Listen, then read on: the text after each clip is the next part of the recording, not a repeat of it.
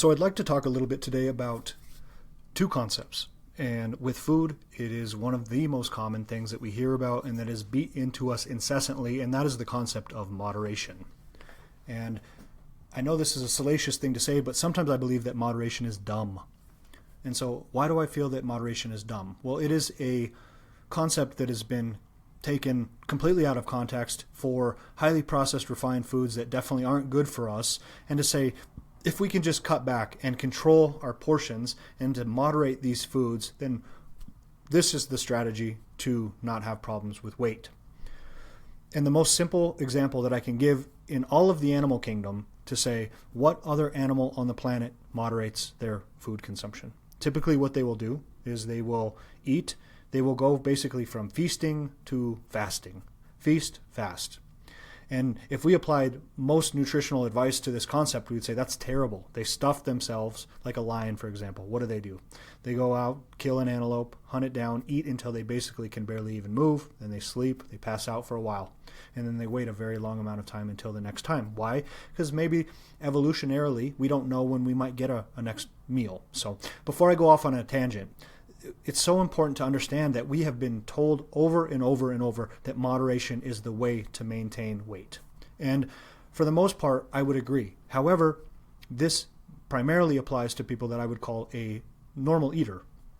So people that are called normal eaters, it's basically a spectrum, right? We have normal eaters here, and then we have all the way over to extreme disordered eating on the other side. So I use a lot of addiction terms in this process, and I'm never saying that anybody has an addiction or a food addiction or a sugar addiction. I am simply always just trying to present concepts, and then people can take it or leave it or see what relates to them.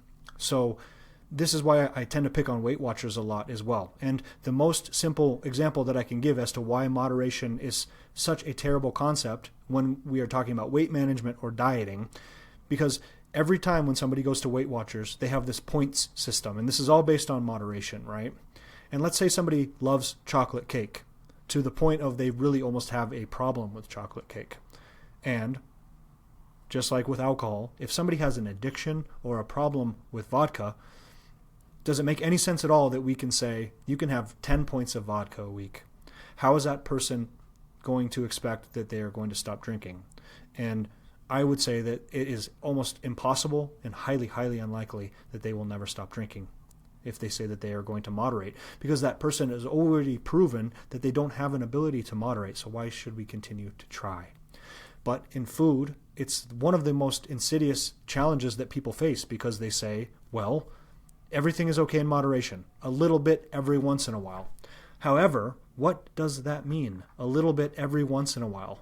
Well, especially when somebody deals with either negative or positive emotion with food, otherwise synonymously known as substance, it really becomes a difficult thing to manage. Because if a person eats when they are experiencing negative emotion, or on the positive emotion side, they will tend to bend their rules when it comes to moderation.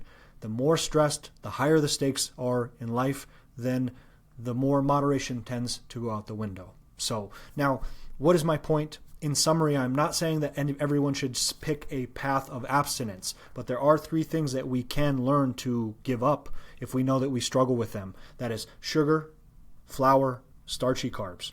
Those are things that we absolutely can create structure around to say that these things may be better left behind. If we have a track record or a past of saying, every time I try to moderate these things, it becomes a challenge for me. And I'm going to get into this concept more in depth because it is so difficult. And once somebody can get past this concept of moderation and say that maybe the path of abstinence is better for them, it can also be a very peaceful process, because they say, there's nothing else to think about anymore. For example, an abstinence statement is, I do not eat sugar ever. And that's it.